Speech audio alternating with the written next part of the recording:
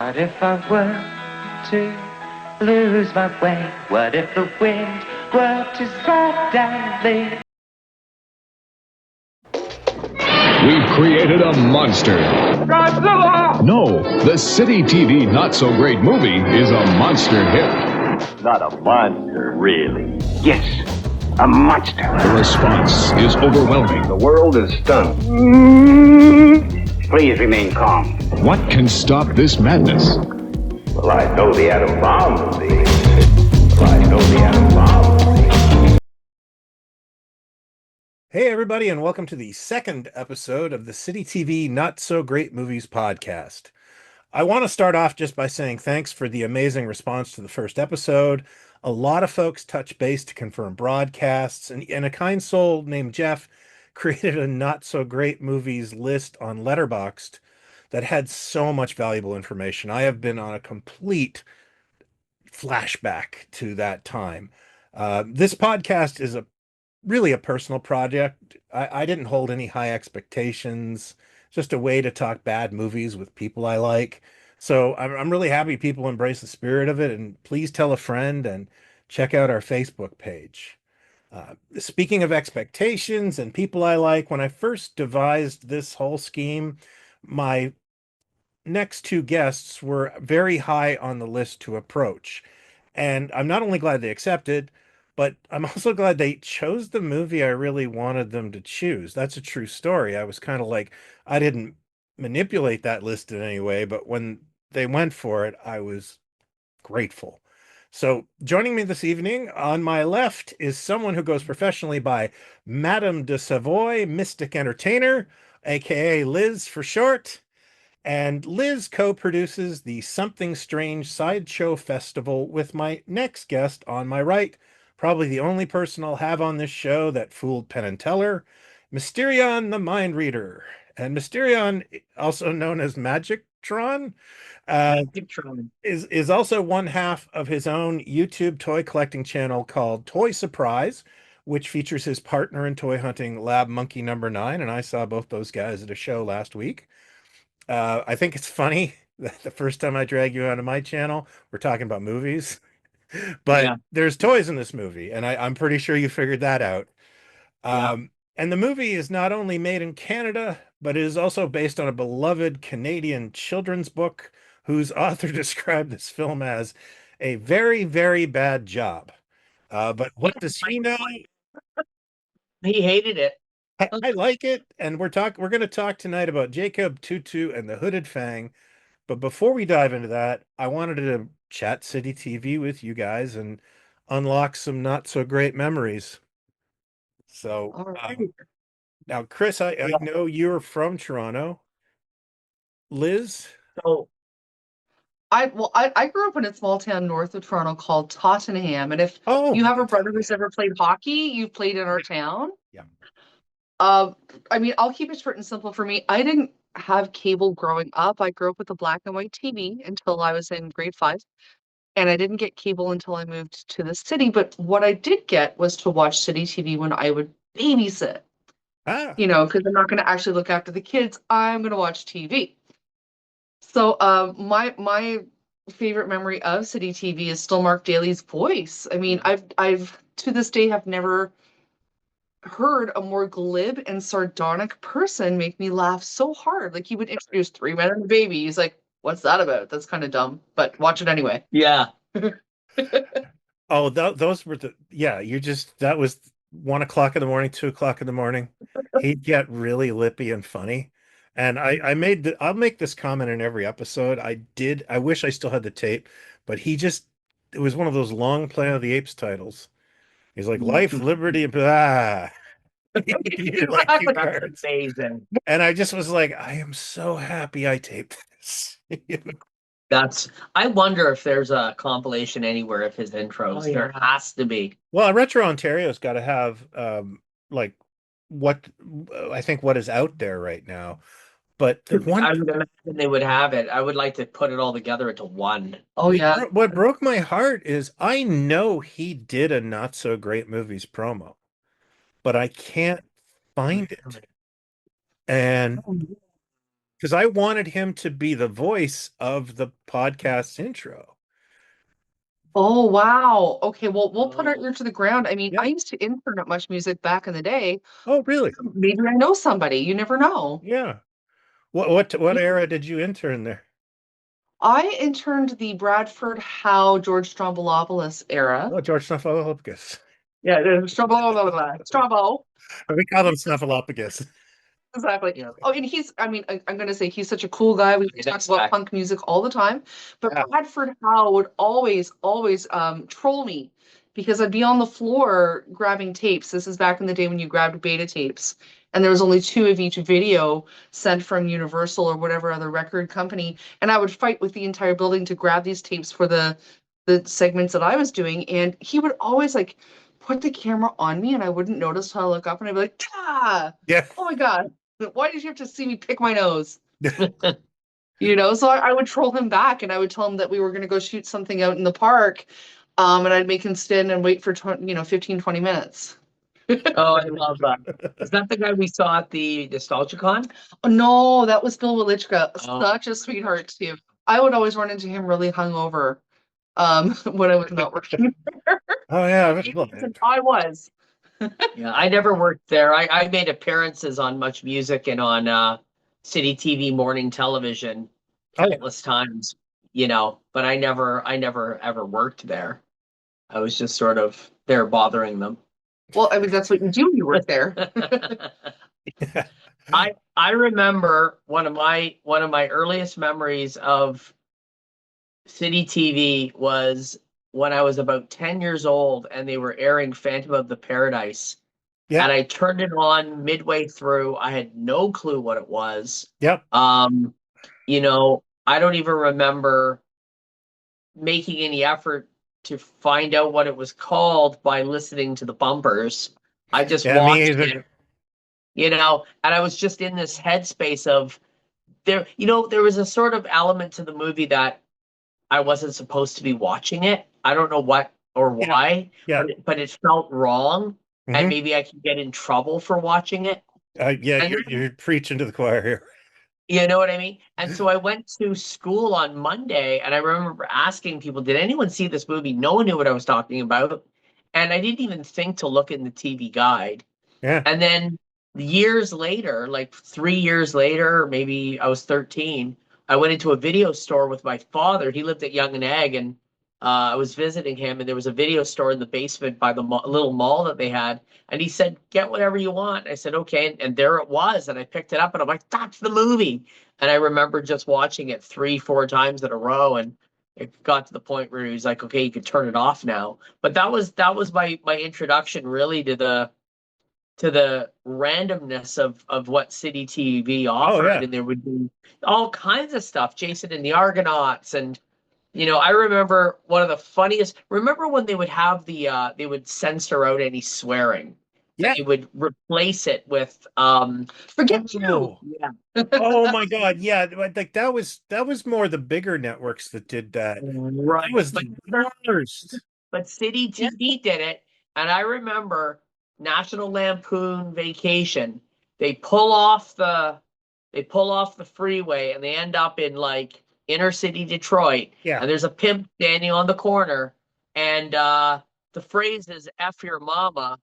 When Chevy Chase asks, hey, do you know how to get to Wally World? And the guy responds, F your mama. But on City TV, he was about to say, fa, and they paused it. And a voice just came in and said, who do you think I am? Christopher Columbus? Please, I want to know it was like in a Jackie Mason type of voice. Yeah, because I was expecting the line because I had seen the movie a half a dozen times. And I thought that was even funnier. And I couldn't wait for that kind of stuff to happen when they would air those films. A good friend of mine had a amazing anecdote. He always American Graffiti was one of his favorite films, and the edit of the film, I can't remember the exact line, but the guy gets a parking ticket and he shoves it in his glove box and says, file this under chicken shit or something like that. Right. And my buddy always laughed, file this under chicken stuff. And but my favorite was The Jerk. Oh, I've because never been there. I know the when he dirt. gets the dog, I think it's called Asshole. Yeah. Oh, no. Well, it gets cut and it's stupid, but everybody's mouthing asshole. Like it's still Yeah. It makes it funnier. yeah, actually, I would love a supercut of those. Like if somebody put 2 hours of that on YouTube, Oh I my don't want to God. tell you how many times I'd watch that. Absolutely. Oh, yeah. I agree. Yeah. Are you kidding? I would put that as background music to my Christmas party. Uh, Forget you mother. You ever see? Yeah, you know what I think you just referenced the greatest use of that ever, which was Fear of a Black Hat, because their TV cut was hilarious because they did it and they managed to mother father, mother father, mother father, like everybody's saying ridiculous words. Yeah. I loved that. I saw that like late at night, so late that you're like, did I see that or was I dreaming? You're debating it. Yeah. Yeah. You know, your Phantom story is exactly mine. And I knew I wasn't supposed to be watching this because I was with the older cousin who like my parents went to go see Carrie. Good God, I don't know why my parents went to go see Carrie. But he was in front of them and he was like 8. And he just had that sort of freedom in his life. And so when he came over once, I don't know, we ended up watching it, and I knew I was way too young to be watching it, and he'd seen it. I guess he was a big De Palma fan because they're both De Palma films, and Right. I didn't know what the movie was called, and I carried it for a couple of years, and then one of my teachers started talking about movies, and you know he was a big Beatles fan, and I went up to him and said, "What's the movie where the singer sells his soul to the devil, you know, to be immortal?" And I explained the film, and I realized, like, oh yeah, I got a Catholic school, and he was horrified that I had seen this. Well, Well, you know. it can happen. I've done worse. Yep. Yeah, but do you guys remember the Not So Great movie? Yeah. Yeah, Yeah. Yeah. Of course. it was a godsend for me. I tried to watch it every Sunday. I now looking at the list, I missed a lot of it, and some of this stuff's going to be really hard if I want to cover it for the podcast. Like, Now, was Jacob Tutu on that list? Like, was yeah, that considered a not so great movie? it was, Okay. and I saw It's it funny. when it aired. I did too. Yeah. And I remember seeing it as a little boy. Oh, so you saw it as a And kid? I 100% saw it as a kid. And I remember thinking that the prisoners looked like Eddie Munster.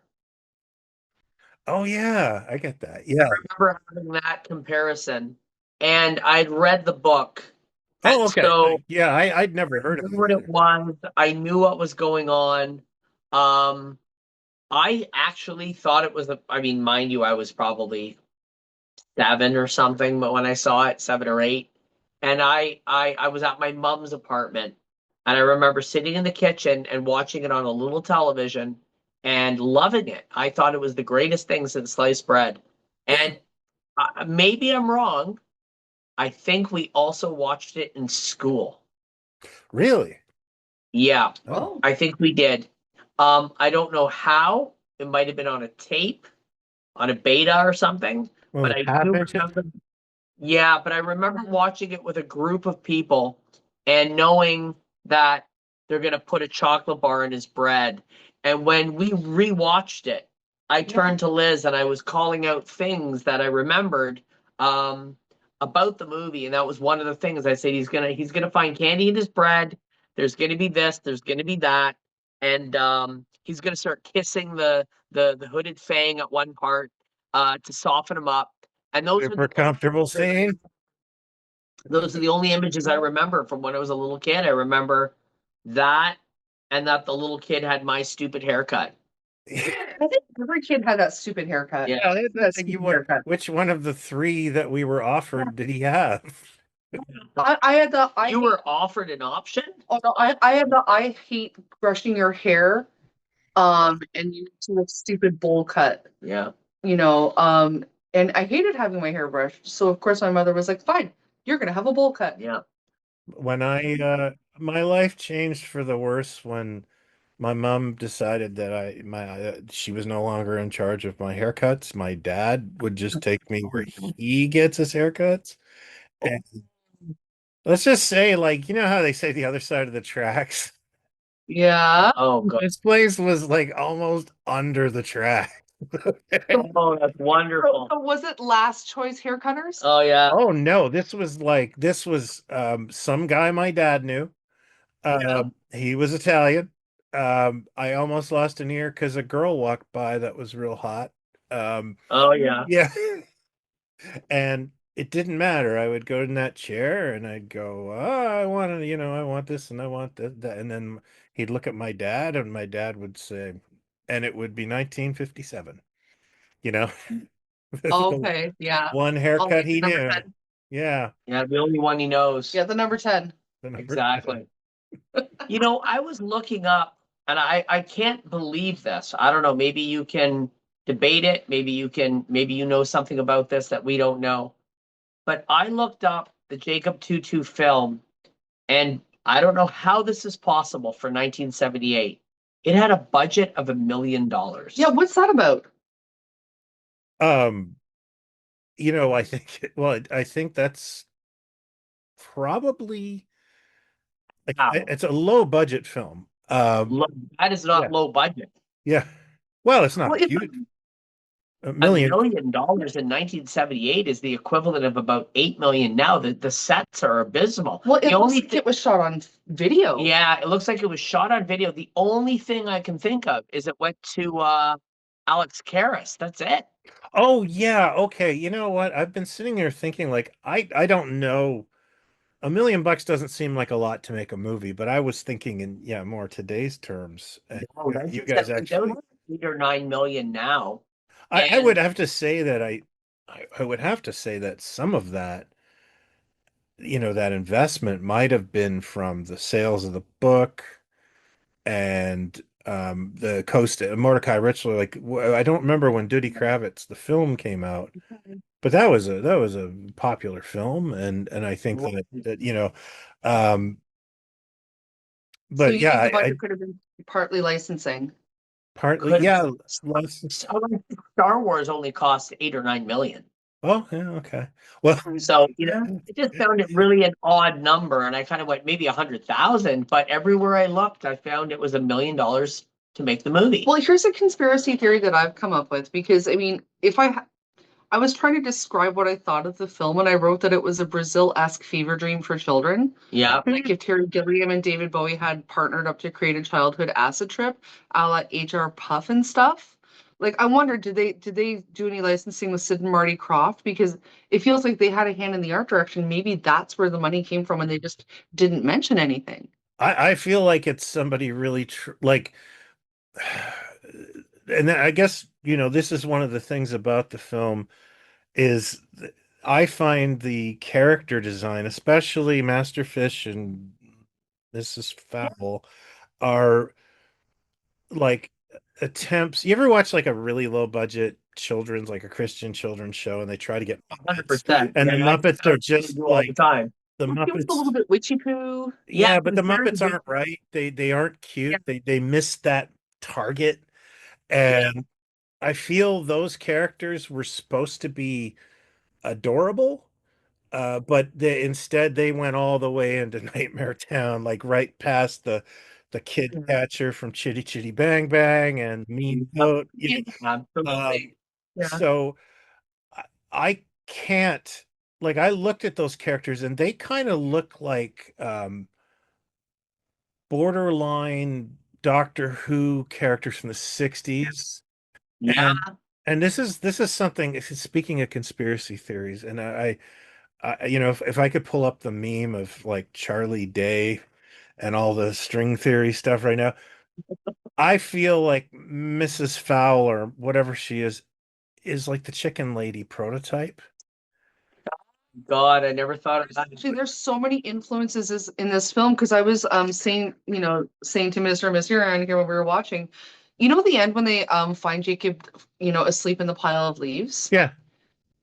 Um, it has David Bowie written all over it. Like, I wonder if he watched this movie when he was writing Labyrinth, because Yeah. if you listen to both soundtracks, they sound so similar. And we couldn't find a listing for the composer There's until nothing. I did a deep dive on Wiki, and I found out that it's Canadian composer Louis Fury. And I wonder if David Bowie and Louis Fury had any kind of connection, because when you Very Bowie. when you listen to it at the end, it's very Bowie-esque. Like you can see Sarah running across the lawn in her gown, running away from the rain. And that guy is going, like, I think that Right? is a little tough for me, but I knew where he was going with that. I just, But isn't that what the purpose of this world is supposed to be? It's a prison for children. yeah. I don't think it should have been cute. I think it should be that. I think No, it no, should be- I get the attempt, but It what I was a- wanted to bring up was Mrs. Fowl, before I lose this, Mrs. Fowl, I thought looked like the chicken lady, and then in the 1999 remake, Mark McKinney That's is right. Mr. Fish. That's Oh, right. And it's like, what the hell? You know? right. Oh, the red strings are Weird. going everywhere. Yeah, like Absolutely. that's a weird connection. But Or Canada only has a small cesspool of Talents. for talent. Yeah.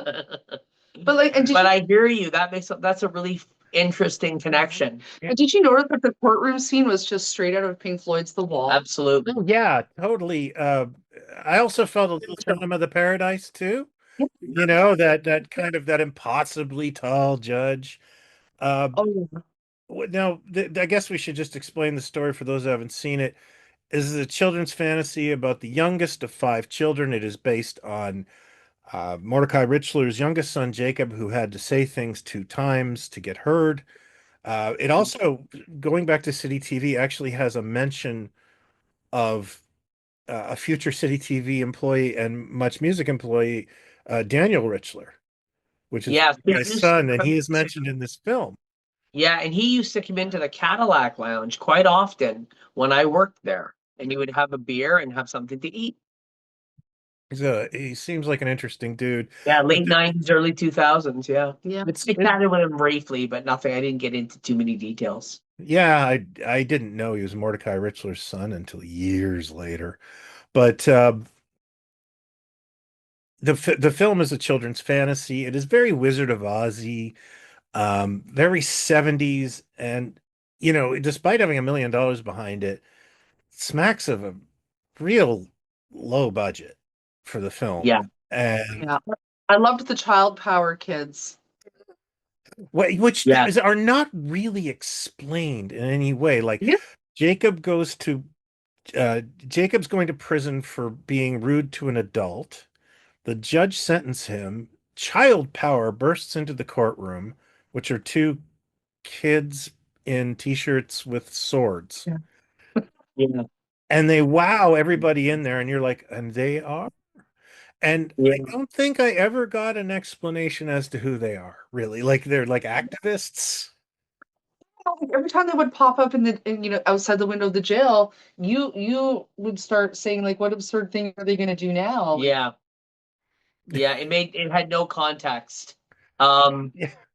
But did the movie have any context? You know, it was just this mad fever dream of, which it was. Yeah. I mean, to those But some of it, give yeah, the it is. concept of the movie, the kid essentially falls asleep and has this nightmare. I know what happened. They used $1 million budget to smoke weed, and they were Yeah. on child. That's exactly what they did. They spent That's on right.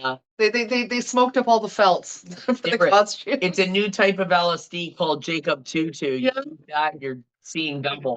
Our main character, he's no great actor, but he has got a likability to him. Yeah. I agree. You know? Yeah. I don't dislike him. You know, like if you don't like the protagonist in these movies, it's over. But he seems likable, and then not many of the other kids are making him look bad by example. Like once they get to the children's prison, which is of course there's a scary boat and there's slime monsters and there's monsters. Hold on, I gotta talk about the slime monsters. Sure, the pickles. What the hell? Did they just put like a shower curtain on people and make all these weird sounds? Like I thought It's that was very- Doctor Who to me. Yeah, you're right, 100%. Yeah. Yeah. But when you put a Doctor Who thing, well, Doctor Who is a bit of a children's show at times too, but yeah, there's something I still look at those things when I was watching the film. And I didn't see this film until I was like 13. So I don't have any sort of like, it was being just looked at with a beginner's mind, and those guys were awesome. But I was like, that would have scared all of them, the fish and fowl and those guys, they would have scared the crap out of me. I'll tell you something. When I was super little, I read the book. I was probably 5 or 6, and my mom read me the book. And I have a memory of my mom also reading me a book that I remember being called The Boogeyman 77. And I don't know why I remember them being the same thing. Like they're both kind of the same genre of literature for kids. But in looking back, and I did a little bit of research on the internet, I'm right and I'm wrong. There was also a kid's book that came out at the same time as Jacob Tutu called The 7-Hour Man. And it's a boogeyman that enforces bedtime rules. And if you don't go to bed at 7 o'clock, he steals you away and brings you to a dungeon. And it's a French Canadian thing. Oh yeah. So somehow my mom must have got this book in English, because it's not an English thing, and read it to me, because my mom worked with children. So she had access to all this kids shit. But she read that to me, and I remember, why is there this obsession with the number 2? Like, what is this whole idea of twice 7, the boogeyman 7 or twice 7, and Jacob Tutu? They were kind of like the one and the same to me. There's a punishment that's going to happen if you're bad. If you talk back, you go to kids prison. If you stay up past 7 o'clock at night, you go to kids prison as well. Boogeyman, it's like a Krampus idea. He would come and he would throw you in his sack and take you away. But the whole idea of the concept of this boogeyman who's a wrestler in the movie. He's a wrestler who Jacob Tutu sees on TV before falling asleep. Yeah, and that's one of the things about that opening montage is everything. It's Wizard of Oz, like everything that goes in that world is there represented in his dream. Yeah, and the wrestler, I wanted to say something. The wrestler hates children because a child mocked him when he was coming to the ring, and the whole arena burst out in laughter. So it sort of, pulled the rug from underneath this villain's feet. And but Jacob Tutu sees right through him. And that guy, he's played by Alex Karras, who the listeners might recognize as being Webster's dad in the show Webster. Sure. And he was also a NFL superstar in the 60s. I mean, he was one of Saddles, he was Mongo. Blazing Saddles. I mean, he was the man, right? Yeah. So, and he was in Punkies with his wife. I didn't realize it was him. Yep. Yeah. He's I think he's the sheriff or yeah. He doesn't have, I don't think he has a big part, but he got around. And so he's an A-list actor in this C-list movie. Yeah. I don't know if he was like A-list then. Like I think not when the movie came out, but I mean, if you think about this though, he was a very popular sports star in the 60s. Oh yeah. So he was an A-list, in a sense, a celebrity. Yeah, people knew who he was. Yeah. And sticking him in this C-list movie filmed in Montreal, and just kind of this grimy, like that set was worse than the set from House of Frightenstein. It was really deep. It was really, and it was filmed so grainy. I think that's where there's something about certain films from the 70s. There's like a grime on them, And that's one of the things I always joke about City TV is like, did they find the most terrifying print of Beneath the Planet of the Apes they could find? Yes, they did, you know. Well, it was like you remember watching Read All About It when you were a kid on TVO, Yeah, oh yeah. and the production value was better than that, but it had that same sort of creepiness to it because it was like it was slightly off. Yeah. You know, everything was just slightly off. And had a film of 70 You know, cigarettes. yeah, well, I mean, interlaced signal's already off, especially living with the digital age that we do now. But when something's filmed in 24 frames per second, gonna be a nerd here, it's gonna look a little more organic. But you can really tell watching this that they just thought they were being modern and filming it on video, but the video technology was so shit still that it doesn't translate. It looks like I'm watching a Buffalo 47 tape of Liza Minnelli dancing. Yeah, Buffalo You know, 29. Or, yeah, Buffalo, Yeah. like it really falls short in terms of production value. I like the It, reference. it was unwatchable. I know exactly. You know, what like you it mean. was from that time, from the Yeah. 80s, and I expected a PBS thing to come up and say, "Please donate to our channel." It's You know. so underwhelming in Yeah. in its production. I Yeah. went on a little bit of a dive on looking into all the actors that were in the movie Me as well, too. and a lot of them were really decorated actors. The But woman who played, Francophone. yes, Yeah. one's Emmy award winning, and they're all known actors, Canadian actors and film actors, and you know, they did try. Yeah. Hey, his mom is in Shivers. That's right. And it's like, so there's a Cronenberg connection here too, Yeah. which isn't I didn't know surprising because they filmed Shivers in Montreal. Yeah. That's cool. I want to watch that now. So now it's all starting to kind of make sense. But Yeah. can someone please explain to me why Jacob Tutu falls asleep in the leaves? It feels like a after school special about narcolepsy.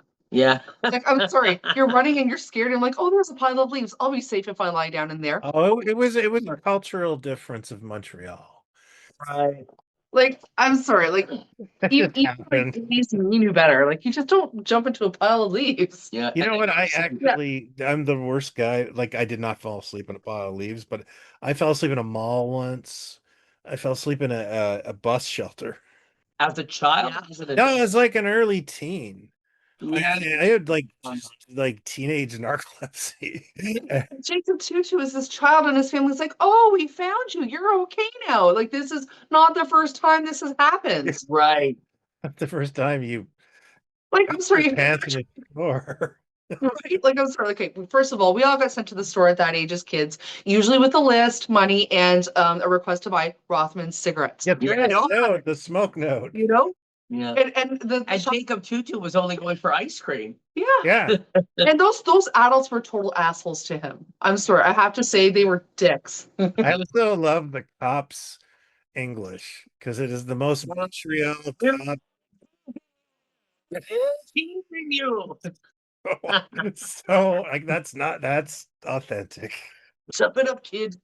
That's so funny. Neck, what's his problem? Yeah. I got to admit, my favorite, another image in my mind, and one of my favorite scenes is the fish. What's his name? The fish guy. What was his name Mr. again? Fish? Mr. Fish. Yeah. Going into the was it him that went into the toy store? No, it was Mr. Fox. Mr. Fox. Yeah. Fox, okay. So Mr. Fox Which goes he's into like the toy- third least creepiest, but still like he has creepy all Exactly, over him. yeah. And I remember this as a kid, him taking the puzzle pieces out of two boxes and mixing them up. Yeah. So if you buy that box, you can't possibly do the puzzle. And I remember as a kid thinking, why are the boxes unsealed in the first place? Oh, yeah. That Oh was no, my you teen- shattered the reality. Why are they unsealed? They should be sealed. What if Yeah. they fall and then all the pieces go missing? And Movie logic. yeah, I totally, I remembered that when we watched it, and I just went, God, I was a fucked up kid. Well, you know what? this I is get it though, because you understood that reality. There used to be a show on TVO that was set in a toy store. And I remember it was like a math show for kids, but I remember like all the toys were just loose. So like it would just be like there'd be a Dickie Eagle on the shelf. And like my dad was like, I knew being in the like, no, everything would be in packages. They come in cases. Sure. I understand that. And Yeah. so like anytime that a TV show does a toy store and it's just like loose toys, you're like, oh, bullshit. But what this one is, Wearing the same outfit for 3 years in a row. That would never happen. Yeah. oh yeah, I never thought of that. Yeah. Jeff's look is just year round. Here's the thought. Here's the thought, Brian. Yeah. If Jeff's mannequin is wearing that cap and that vest Yeah. in that universe, that means that citizens have gone into that shop and purchased that ensemble and are also wearing that cap and that vest outside of what you see on the Today's Special screen. That's right. Yeah, it must be a very popular It's a look. outfit. Yeah. It's a look. It's called cable community television. We shot this on video look. That's right. Did you? I know you did this because I know you did this. When they show the toy scene, the toy shop scene, you were looking to see what was on the shelves, weren't you? I've known since the first time I've seen it that there is an end cap of Mego Planet of the Apes there. That's And right. it's freaking glorious because That's right. not only are they there, but they're like bursting off the shelves. Like there's That's right. too many. Planet of the Apes. Yeah. Oh yeah. And you're thinking, man, if I could only go back there for one day to that toy world and grab it all up. And that was filmed in the Montreal Mall, right? That's where that toy was. Absolutely. Yeah. I recognize that. And what a wonderful toy store. And that would have been 77 they were filming that. That's right. So that makes sense. I mean, apes were still selling at that point. I wish they were still selling now. Yeah. Well, in a way they are, but you know. Yeah. Oh yeah. I have a off topic. My grandmother lives at Bathurst and Finch and has lived there since the dawn of time. And when I was about 4 years old, the convenience store is still there, the same convenience store. I remember going into the convenience store and getting an Urco and a Bullwinkle chalkboard. Oh wow. Just because I was with my grandparents and that's what they bought me. But I got Urco and a Bullwinkle chalkboard, and that must have been 78, maybe. Yep. So they were being discounted at a convenience store, probably cost $1 or $2 because they wouldn't have bought anything more than that. And actually, the guy putting them in those stores was my dad. You're kidding me. No, Well, no, we had thousands of every birthday party I went to was like, here's an Urco and some Action Jackson stuff. Yeah, I was given those. So that makes total sense. Yeah, no, he That adds up. He bought. But what about the Bullwinkle chalkboards? Did he distribute those? No. He could have, but I don't remember them. There's a lot of stuff I go through the receipts now and then, and it's like I don't remember. Like, you know, he bought like 20 gross of the AHI Batmobiles, and I don't remember those. So, I guess they came and went. Yeah. Wow. Wild. Yeah. So, but yeah, that the toy shop scene. The toy shop scene is amazing. There's actually two scenes, I guess, but they're really just the same scene. They just split them up with Child Power going back to the toy store. And like you said, Mr. Fox is sent to do to play havoc with toys, and by his secret mission is to go to one single store and fuck up their inventory. The one toy store for all the children in Canada, the world. There's only one. There's only one, and he's in Dublin, Ireland. It also kind of reminded me of that scene. Have you ever seen the movie Bedazzled with Peter Cook and Dudley Moore? I know of it. I remember a second of it. I know I must have seen it back in the day. It's possibly my favorite comedy of all time, and basically Peter Cook is the devil, and they go back to his place, and he's just sort of pathetic, and he's just sitting there scratching records, and then putting them in a box and sending them out, and he like opens a puzzle and he'll take one piece and throw it out, put it back in the box. He's just he's just 247 being a dick. Yeah. Yeah. And that scene really reminds me of what Mr. Fox is doing now. It just may be unrelated, but there's just something about that it brought like a synergy to those two scenes for me, Right. you know. Right. But yeah, so basically, for some reason, Child Power couldn't free Jacob from the prison, but then they go and break him out of the prison, which Child power is flawed. yeah, and I don't know why they didn't just grab him before he went to the prison, but they got this whole tracking device, and then Mr. Fox steals it, and Well, he steals it. Yeah. but Jacob, all this time, we're supposed to have some sort of, I think, tense, tete-a-tete with the hooded Fang, but he's never really that threatening. No. No. You He kind of, used to feed Yeah. Jacob to the sharks, but Jacob calls him out right off the Yeah. bat and says, "I know you're really not mean."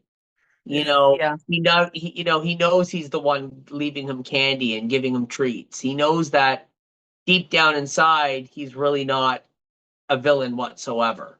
And it's kind of funny because he's supposed to be the scariest one, but Yeah. he's being outclassed by Fitz and Fowl there, big time. But he also comes across as kind of dumb too. Yeah. Because he's with his mom and he's a little bit dumb, and she's kind of keeping him in line, sort of like the Ma Kettle sort of thing going on with the dumb son. And even the way he talks, he's kind of got that voice. Oh yeah, he's totally doing like Looney Tunes here. Which, yeah, exactly. He's a bit buffoonish. Yeah, but it's pretty good. It's a good Yeah. imitation of that kind of, that archetype of the G boss. Yeah. He does appear to be having fun, and that may be due to, like, who knows, 250 grand in a duffel bag in his hotel. Yeah. I can't help but wonder what this film would be like, though, if Del Toro directed it. Ooh. Oh wow. Yeah. I mean, imagine the hooded. There's an idea. But only for $1 million. Yeah. Hey, he could do it. I'm Yeah. sure. Oh, he Make could- it short. Could he top that prison model? I don't know. Now, when I used to make appearances on YTV, Uh-huh. I forgot that there was a Jacob Tutu cartoon. Yeah. Yeah, And I think my kids watched that. I completely forgot about it. Because I never watched the programming. I just went on, I would film the bumper, and then I would go home, and I never even watched my own appearances. But there was a Jacob Tutu cartoon, and then I found it on YouTube. And, as a 50-year-old man watching a kid's show from 2006, there's not even a nostalgia factor. So it had zero purpose. I got through I gotta tell you, 10 minutes, and I went, this is awful. in 2006, I had a 1-year-old and a 3-year-old, and there's no nostalgia factor for me either. Yeah, exactly. Like, Yeah. I never want to see Little Bear again. No. No. Yeah, exactly. Go to clues. But the idea that it's still there. Although I would welcome the high five people over. They're kind of cute. The idea that, they were still making Jacob Tutu product, and the movie, I think the movie was what, 1997? I think it's late night. I think the reason I think that is because this is a weird memory, but I swear to God, I have a friend in this SFX industry, and we used to live in the same building around that time. And Okay. I swear to God, he's the guy who told me about it. And I thought he worked on it, but his name's not in the credits. So I think what it was his shop was working on it. He was working on something else, but he brought it up as like, yeah, they're remaking Jacob Tutu and Hooded Fang. And my first thought is one of my favorite scenes in the film, but it's so stupid, is I just thought of like dollar store rubber alligators floating with Oh, I Kyle see. Power, and just thinking like, oh yeah, that could be remade. Yeah, they're remaking it. They're revamping it. They're redoing it from scratch. I would love to see a modern product made of the Jacob Tutu I franchise or whatever you want to call It's it. it is a great story It could be fundamentally. done. It could be done, and it could be done correctly. Guillermo Not del Toro, put Yeah, it and I in the think a universe. guy like Del Toro would be Yes. one to do it. I don't think I mean I don't even know if chorus is really a thing anymore, but something like chorus or a Nickelodeon type thing is just gonna make it stupid. It has No, to no, be done, Lionsgate. it has to be done scary. Yeah, it'll be And great. I think it could work because Yeah. conceptually Get Trent Reznor to do the music. yeah, oh, exactly. so Well, you yeah, guys you guys are exactly. just like, no, they need to be spookier in Yes. their I think it approach. needs to be really far out. It could work. Yes. I think, even Tim Burton, Yeah, childhood's terrifying. yeah, Come on. really go for the jugular with Yeah. it. And imagine Mr. Fish as like Shape of Water or something, that kind of thing. It could work. And I'm just I'm blown away because here we are in 2025 talking about something that I put out a post on Facebook and I asked, do Americans know what Jacob Tutu is? Yeah. And a lot of Americans said they do. Yeah. Not as many as Canadians, but a lot of Americans said, "Oh yeah, we know what it is." I remember one guy said he had the book as a kid. So it's a pretty international thing. It's supposed to a series of books. It's a series, yes, Yeah, it's a series there's of books. more Adventures of Jacob that were printed when I was shaving, so I never Right, you didn't bother. into them. For me, my interaction with this entire universe is, my kids like the cartoon, and this movie was a not so great movie that I just kind of dug. Yeah. Like not all of them were winners, and some of them, but this and a handful of others have become like lifetime favorites. And Right. this can be a bit of a slog at points. The music is, Yeah. it is what it is, and some of the scenes drag on, but it's still kind of essentially a weird little kid's fever dream. You're right. Yeah. Why make the castle the castle model looks like a toy, or the prison?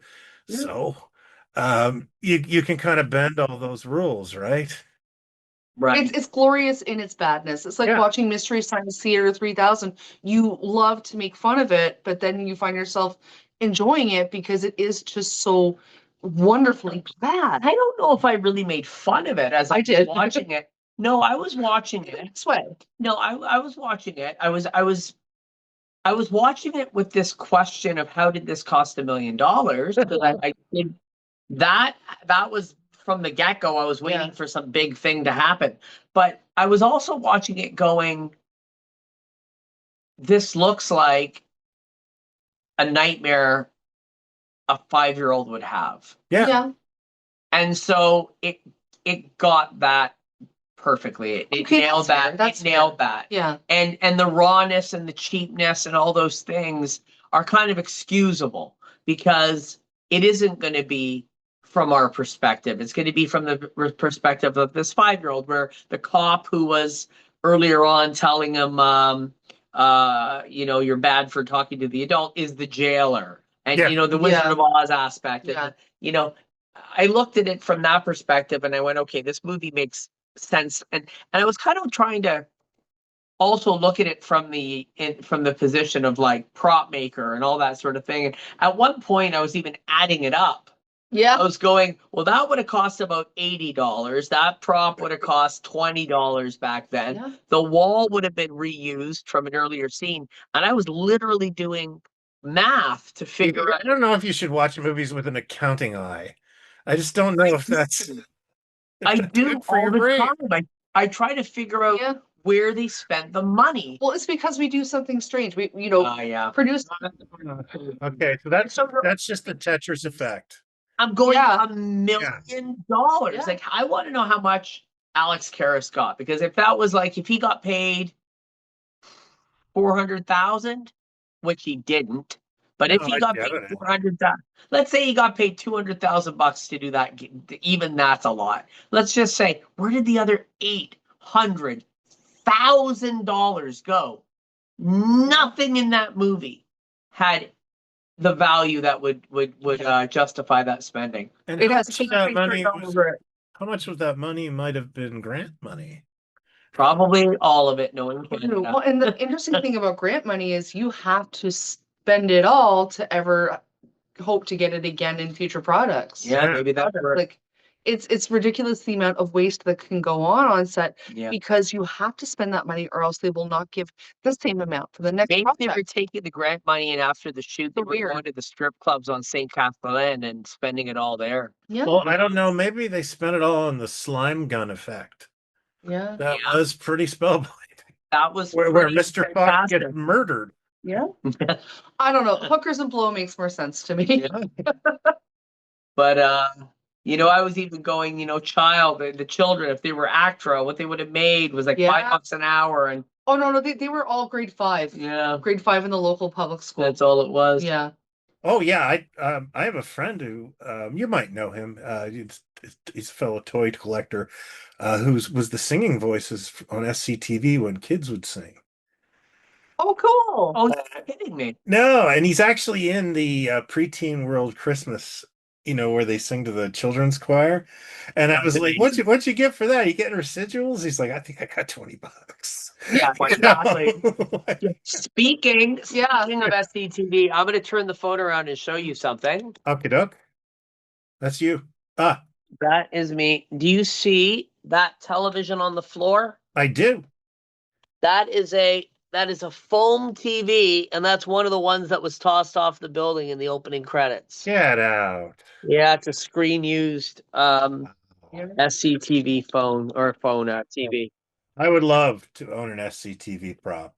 I Isn't think it? every single freaking thing I can think of would have some meaning to me. That's amazing. Right? Yeah, that was gifted to me by a friend who has 2 of them actually. Mhm.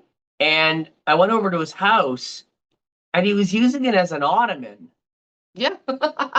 And I just kind of went, why do you have a TV as an ottoman? I didn't realize it was a prop. I just thought it was a TV sitting there and he was just joking around. And he went, no, it's foam.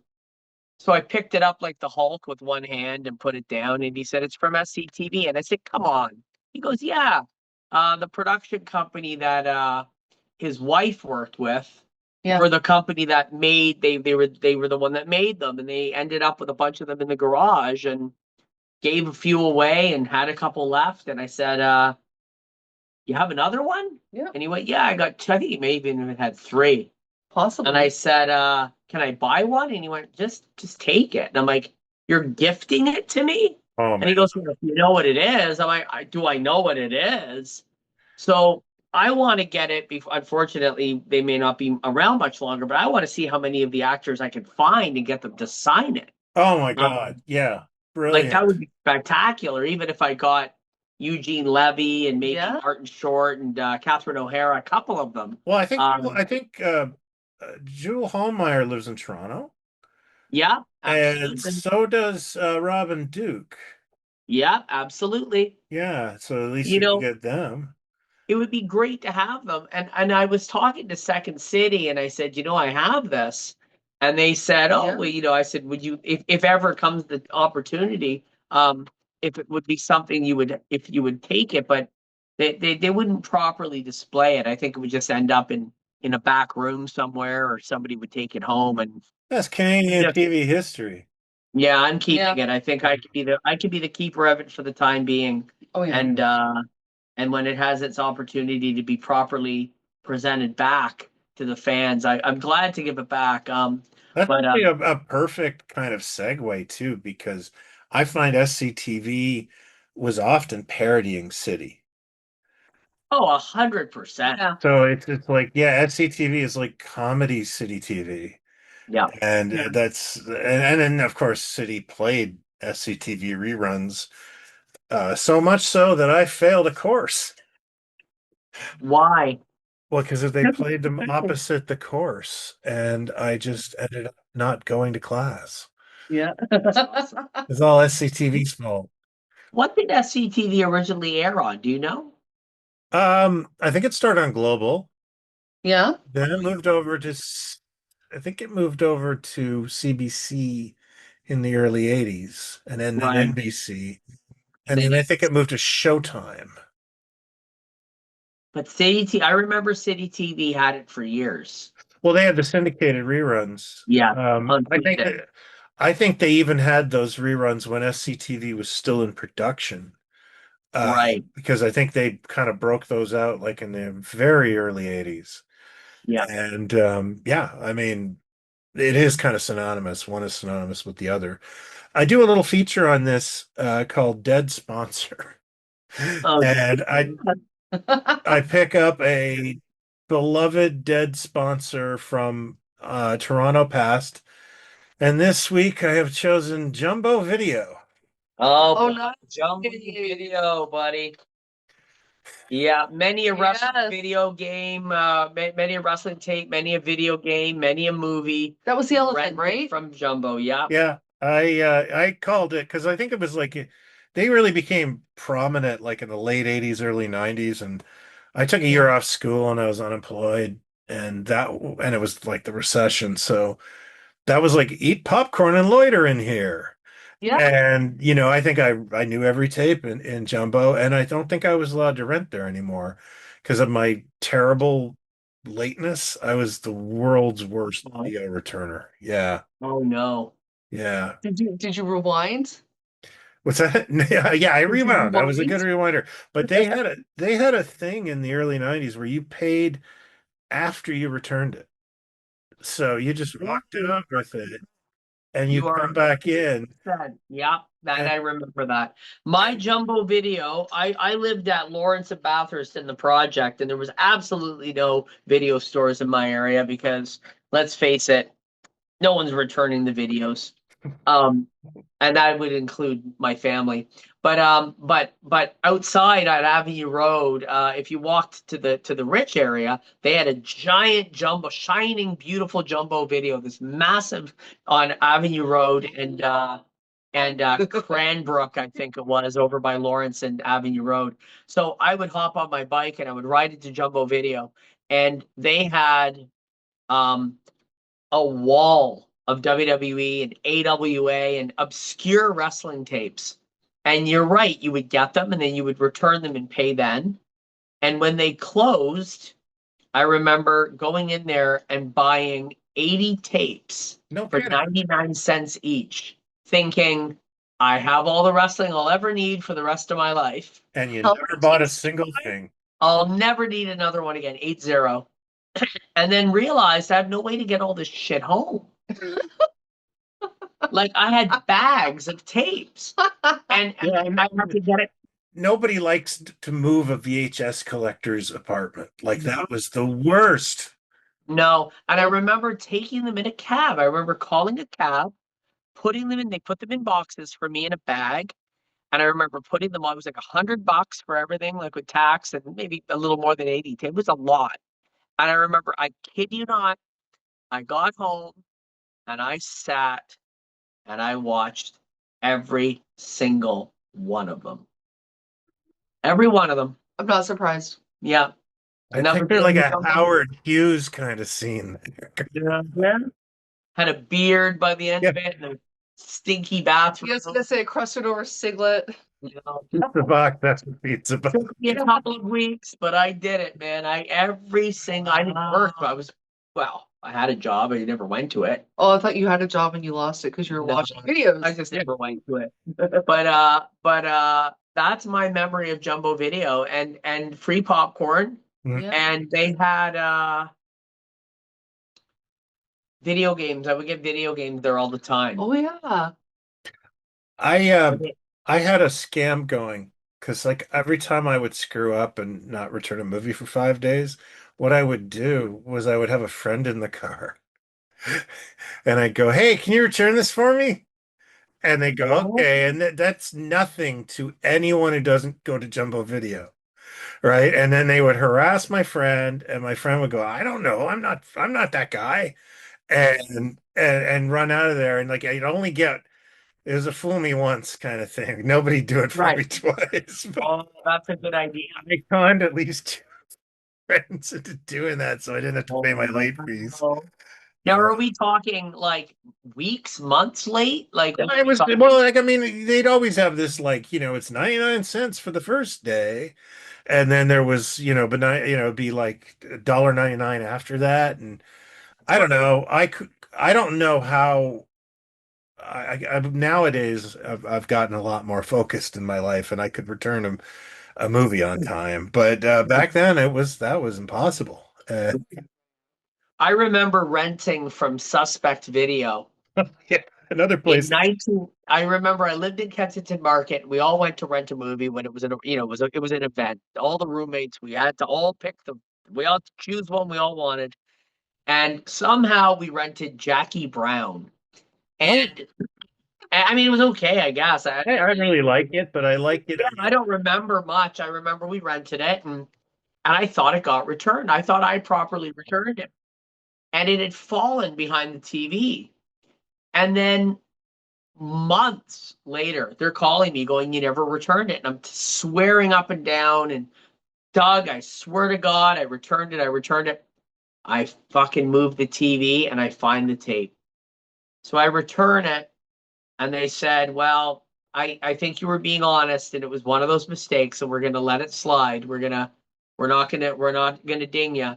But it was they said if it was a late fee for every day, it was $800 worth of late fees for Jackie Brown, because it was like a year had gone by.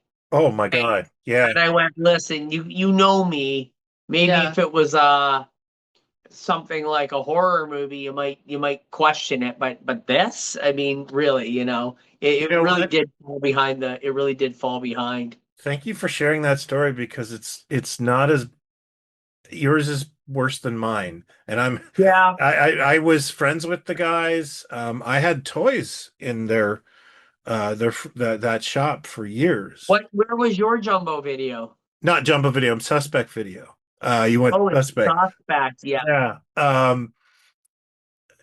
I rented the Klaus Kinski Nosferatu like Okay. days before I moved out of my dorm room, which was the Okay. dumbest thing I could have done. I forgot about it. I took it home. And then I went to Europe Oh, for 2 weeks, and No. I came home to Meryl and Lewis like, "Hey, Brian," like leaving me very nice, but increasingly frustrated messages about Nosferatu and could we please have it back. They forgave me. I only rented from Queen after that, though. oh, that's so fun. Yeah. And I was a perfect little boy on Queen, but Yeah. I used to go into the Mirvish Village one, but I'd rent from Queen. Yeah. Yeah. Yeah. Yeah, we're all guilty of that. Oh We're yeah. Yeah. 100%. Oh yeah, yeah. But where was your Jumbo Video? Where did you commit these? There was in Whitby, there was one on Kendallwood for a while. Okay. And then I think that closed, and they opened one in a sad mall in Oshawa that used to be glorious called the Midtown Mall. I know the Midtown Mall. I'm sure you do. I remember the Midtown Mall. Yeah, I used to Very have Pinocchio's sad. toys, and it used to be kind of a fun mall. It was my favorite place to go as a kid. But yeah, it is a shadow of itself, that is for sure. I think all of Oshawa is a shadow of itself. Oh yeah, yeah. But, But that particularly the Midtown Mall is there's some stuff you can't unsee, and it made me very sad because that's also where like uh, kids get driver's tests. So Okay. I was just sort of like waiting for my kid to get their driver's license. So I got kicked out of the Midtown Mall because I was taking photos of some of the stuff, and the security guard she wasn't having it. And I felt so sorry. Like I can't imagine because I already witnessed a drug purchase in the parking lot. So it was like, yeah, you know what? You're kind of being an ass, but I can't imagine your day. So, I just walked You're away. gonna give them cut them Yeah. black. Yeah. Wow. Just when you think you're used to Oshawa, Oshawa reminds you. Yeah, yeah, you have nothing here. You're out of your depth. Wow. Yeah. And But- sponsor. Yeah. yeah, I like and that. so any final thoughts on Jacob Tutu or City TV? Well, I know for Jacob Tutu, in short, Well, we loved We it. loved it. 100%. We loved it. We did Yeah. love it. I can't say I have anything I'm trying to negative to say about it. If you're listening to this, you haven't watched it. It's only an hour and 20 minutes long. Watch it. It's something unlike anything you've ever seen. You mentioned it early. Yeah, sure, there's some slow spots, but again, only an hour and 20 minutes. Yeah. Overall, it's a cult classic. It's something that if you're Canadian from that time, you've probably seen it. If you're a bit younger and you missed it, take the chance to check it out because it's time well spent. Yeah, for me, I would put it, like in another reviled Christmas or another reviled children's movie that's I think is also a not so great movie is the Santa Claus Conquers the Martians, which Oh, I had the movie ever, and it's awesome. Yeah, it's Yeah. so good. It's so Yeah. fun. It's like I think the world of that. So yeah, I would put it in sort of that same category. It's like, yeah, this didn't come out great, but it still worked on some Yeah. levels, I was trying to definitely give you that soundbite that we loved it together in unison, but One more But, thing. Mysterion did not read my note correctly. He did not read your- Right. So ready? 1, 2, 3. We loved it. We loved it. Oh, it's a 2-2. I get it now. Were you teenagers old when you I'm not. I appear bright. God, you know what? I needed a second there. Oh boy. I gotta be honest. I might appear Calvin. intelligent in public, but I'm really not that bright. You two are the reason Jumbo Video tanked. So I want to say, I kind of think I contributed to their downfall. So I looked up the kid that played Jacob Tutu, and he just doesn't exist. Yeah, he did one credit and bye. Yeah, and that was it. So Yeah. Steven Rosenberg, if you exist, Good job. reach Good out. job. I want to know who you are and what you've been up to, and yeah, I mean, it says he's been in Two Solitudes and The New Mayor, and that was the end. Oh, actually, and he was a voice in a Raggedy Ann and Andy cartoon. Okay, Chuck Jones. Wow. So he worked with Chuck Jones. that you're right. I'm looking at that right now. Yeah. Now, what Oh, I my would like to That's incredible. Look at that cast: Dawes Butler, Les Tremaine, June Foray, and Steven Rosenberg. That's pretty amazing. I mean, everyone's a legend, and then you have Jacob Tutu just. Now, what I really loved about Mixed this into the movie fact- was that the poster art did not match the film itself. No, it's actually what would you call it? Like whimsical. Well, it's like the cover of a choose your own adventure book, Yeah. Yeah, and that for me was a huge saving grace because the cover, like the poster art is incredible. And I think if the art direction had stuck with that, it would have elevated it even more. However, that being said, I love that Jacob Tutu falls under the same category as the Star Wars Christmas special. there you go. It is beautiful and horrible at the same time. Yeah, Unwatchable and watchable. Yeah. And if you can get sponsored by your favorite alcoholic beverage or drug dealer, it's even better. yeah, exactly. I would have to say the songs are better in Jacob Tutu than the Oh, Star Wars songs. had a great voice. Yeah. It's all Pat Stevens at first. Well, I was almost joking. It was Brother Theodore, like who did, yeah. like I was like, it sounds I like can't Brother. imagine him singing. I mean, just think For about me, for me, I thought the guy was like doing an SCTV impersonation of somebody. You know what I mean? Because he was very exaggerated, and it was like Yeah. I was thinking Eugene Levy's doing Gino Vanelli or something like that. Yeah, The, that's funny. the guy who does, what's his name, Disco, where he's laying on the bed. Oh, Terry Como. Terry Como's still alive. Yeah. Exactly. Love to boogie. I'm so no, what does he goes up? I like the nightlife. I like to bougie. Right, maybe the producer in this episode said, "Okay, I want you to sing these songs, but pretend you're Cat Stevens, but we can't afford Cat Stevens. Yeah. And on You that only have $1 million." and on that note, with Perry Como still alive, didn't that actually kind of happen when that whole big thing just popped up on the internet with Frankie Valli? Oh no, I did. Did Perry Como come out and No, sing? Frankie Valli. No, Frankie Oh, Valli looks like a living animatronic. yeah, he looks like a puppet. Yeah. Yeah, and he's not even singing. It's lip synced. So he just stands there and is the word, is the word, it's absurd. It's Body you know, around. he kind of moves around. He might wave his finger in the air Yeah. if he has a bird. So is the audience completely made up of stoned teenagers? Because it's...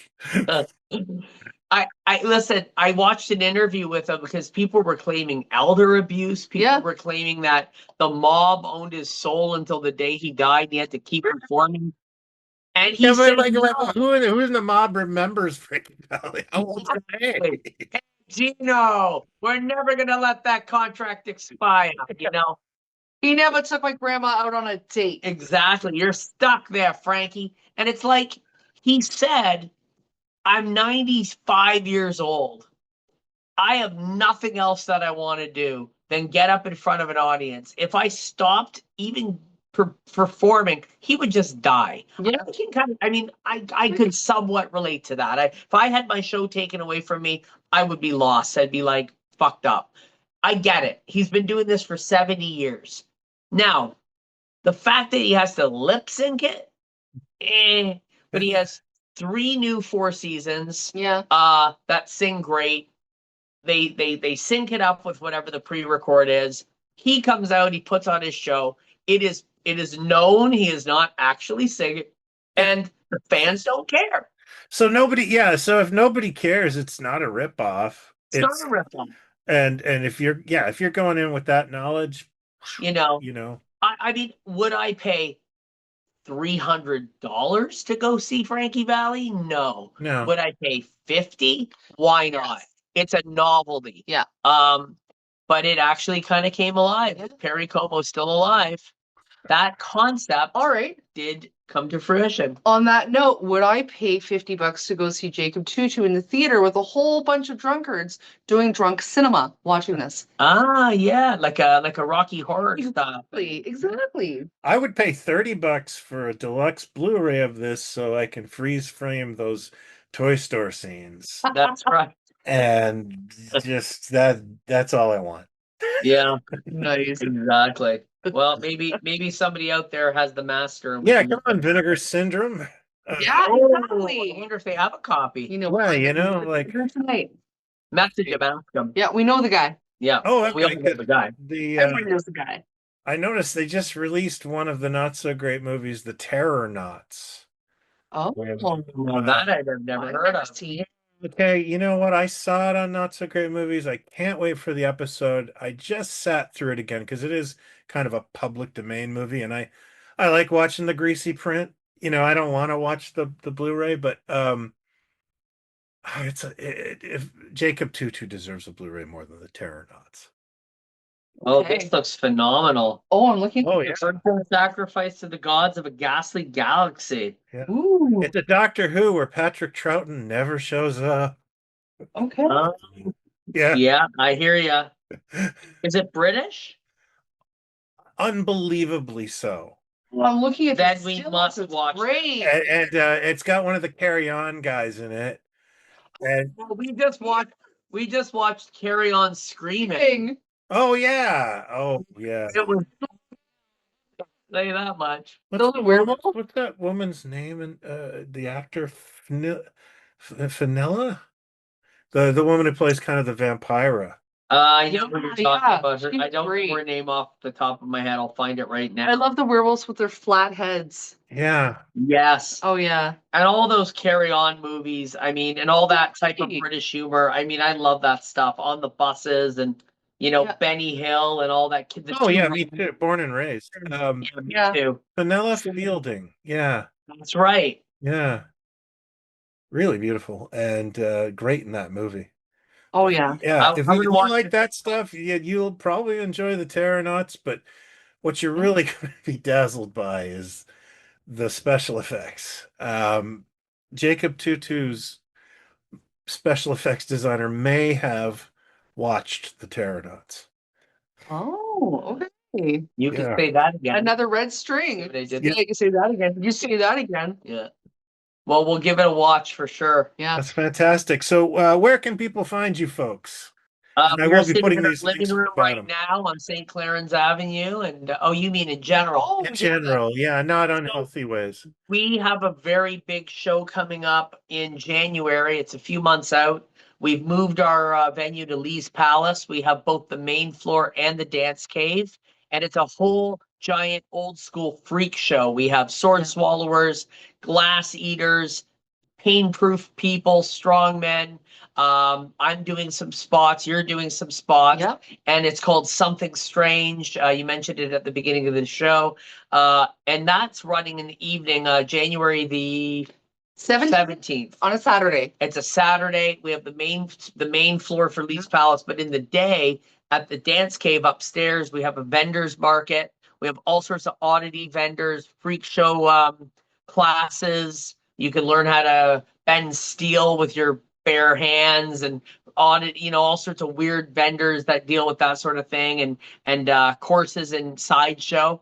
And then you come for the show afterwards. And that's on the 17th, and tickets are online right now through Lee's Palace. You can find it on their website. I'm sure I don't have it off the top. Everybody knows how to Google. But it's a wonderful show. I've been producing it for over 20 years, Liz and I for half a decade. Yep. And we have performers from the States coming in, Canadian performers, locals, the return of a guy that just was in ICU for about 8 weeks.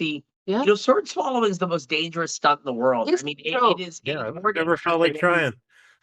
And this guy, he did the sword. I mean, I've seen him get picked up and slammed, and he was fine with the sword down his throat. But he must have just put it down and moved a funny way, and it just nicked him ever so slightly, and didn't it get infected. He had sepsis. He was in hospital for 8 weeks. Yeah. And now he's out. He's fine. And he said, "Yep, January, I'm back." So it's his rebirth on our stage. His return, and I'll His be return. pressing 9-1 and get ready for the other one. Yes. Because safety first. Yeah, exactly. That- It's waiting. Wow. But the most dangerous, actually, with One Arm Bob, who's a one-arm juggler, and he's been performing for decades. I've had him on the show back in 2008. We have Cyclops, who's going to dangle a cinder block from 2 hooks from his eye. Eyeballs from his eyelids. I mean, it's all like old school freak show acts. Yep. And that's our next spot. And I'm always sort of all over the map with my mentalism act. I'm doing, things in the stateside. I'm doing corporate events and things like that. I mean, I have an event coming up. I don't know if it's going to air in time, but on October 15th at a new magic club down the road called Club 52. We're doing a seance show for Halloween. Oh yeah. Filming it for I almost said distribution. It's for not auditioning. We're sending it to different magic clubs around the world. We don't know the so terminology. they can watch it and hire us. Which is why we're rehearsing after this. Yeah. So we're doing that. We're rehearsing this all for the next 2 weeks. Yeah. We have all these incredible new effects in the world of seances. I just went to believe it or not, a seance convention in Texas last weekend. No kidding. And some of the stuff I learned and brought back is will scare the biggest skeptic. Oh yeah. And it's great stuff. When I hear seance convention, I just think like, these are the 2026 crystal balls. I just think of it as like any other. Love that. And you know what happens when people don't attend? It's because they ghosted you. Oh boy. Oh, I think we got to wrap it up on that. I think so. Well, thanks very much, guys, and I'll add the link to your events in the descriptions on Spotify and on the site if folks want to look it up. That's Yeah, where you'll find him. doing tarot reading all around the city, and Fantastic. you can find me at Swan Dive every Thursday. I'm going to be at Super Wonder Gallery this weekend, and it's At just the Pickering. the ALC Arts and Oddities Parlor in Pickering as well. And Where's that in Pickering? it's on Brock Road, 900 Brock Road. They just opened in June. Okay. And it's So amazing. I work very close by. And Okay, Poke it and say hi. if you go to my social media, they're all over that. okay. Absolutely. Funny. I'm Yeah. not observant because I That's all. didn't see that open. But that's great. So thanks again, everybody, and thank you to my guests. And check out Jacob Tutu Meets the Hooded Fang. It is on our playlist on YouTube that you can find on my channel, and the links are below. And have a great night. Have a great night. Good night. What if I were to lose my way? What if the wind were to start down there?